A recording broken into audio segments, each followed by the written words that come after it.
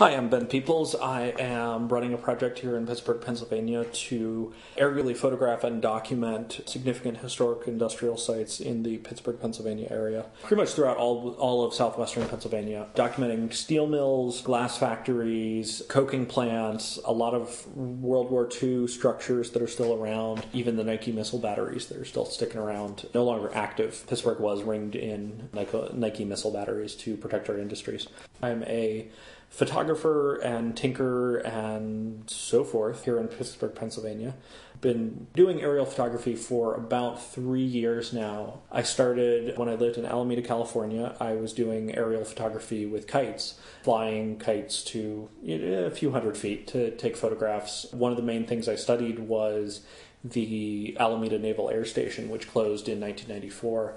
Has kind of sat there in this limbo of a giant industrial site with really good buildings that no one really knew what to do with.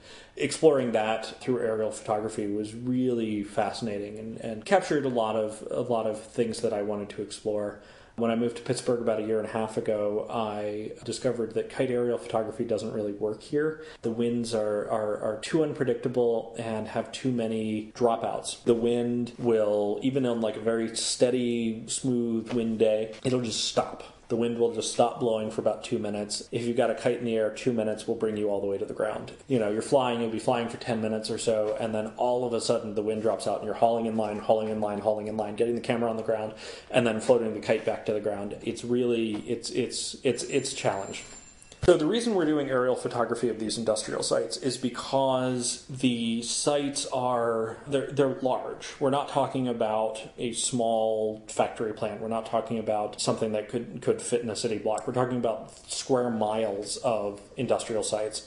And these are you don't get the same understanding of how the site is laid out and where everything is and how it all worked together when you look at it from the ground. You can survey from the ground and make a map of that, and then you understand. Once you get above everything and you get kind of into it from above, you really start to understand how the plant worked, how the different pieces fit together, and what everything was for. That's really what I found working at the Naval Air Station, is that you really started to understand buildings and building functions once you started getting above and looking at roof lines and looking at how the buildings were situated next to each other. That's my goal here, is to increase the understanding of these buildings and these sites and these historical structures beyond simply, oh, that's an interesting old thing over there across the river, to I understand what this was for. I understand how it worked. I understand why they built it there.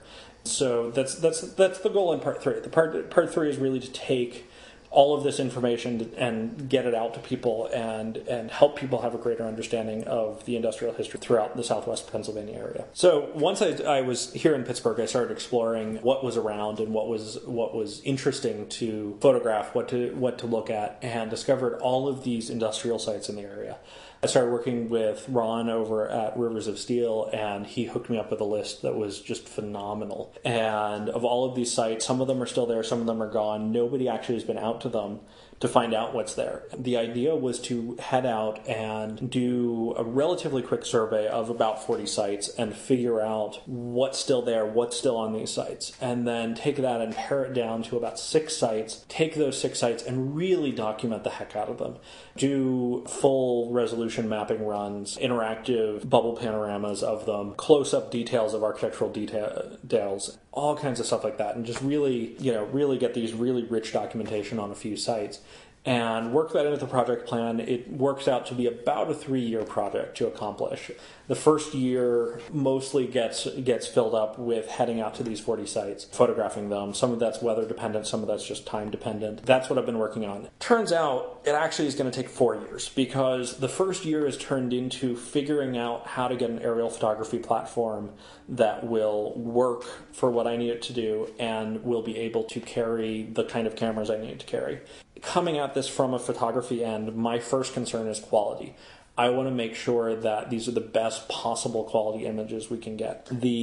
I started with a powered parachute. The powered parachute ended up needing way too large runway requirements to be able to work. That got abandoned. The second approach was an RC hang glider. Ran into just the size of hang glider I was making was in this kind of odd intermediate size where it was very difficult to tune. We got it pretty close, discovered it was really unstable. unstable camera platforms are just not a good plan. So I've moved on to actually a foam-based RC airplane. It's more of a traditional RC airplane. Built directly from plans, got it working, it's fabulous. Needed more payload capacity, not even payload capacity, I needed more payload room to put the cameras that I want in there. The reason the cameras I'm shooting with are so large is because actually in the second part of the project, I'll be shooting with film cameras. Film cameras are a little bit larger because you have a film transport mechanism, usually have larger lenses. And I shoot film because the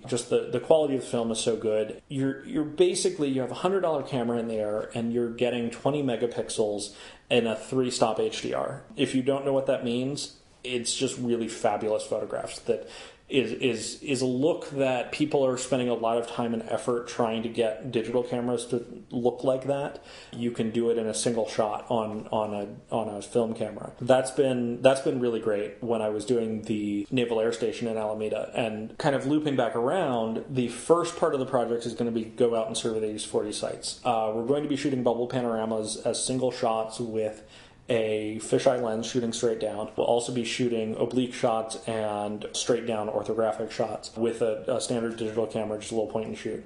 Once all of that's compiled, we'll pare down the sites to the 6 or so that we're planning to study in the second part of the project. We're going to be scouting with the digital cameras and then going back and reshooting with the film camera too. So we'll be able to do bubble panoramas with the film camera and be able to get this really, really nice high resolution, like half spheres looking straight down. It's going to be fabulous. The last year spent developing this, we're actually going to be flight testing the second version of the foam airplane this weekend. And you'll see videos of that on YouTube posting pretty much as soon as I get home from testing. The helicopter, we ended up with looking at a couple different helicopter technologies, quad rotors, hex rotors, traditional RC helicopters. Discovered there's kind of this nice intermediate ground, which is a coaxial helicopter. What it is that there's two main blades, and they rotate in opposite directions, canceling each other's rotational inertia out. These mostly have been, you can actually buy like $20 ones that are tiny and will like fly around for 5 minutes. They've been scaling them up, and the Walkera Llama 3 is kind of this nice intermediate point where they finally scaled it up that you can actually carry cameras around on it. They're very stable, relatively easy to fly, have a pretty good payload capacity.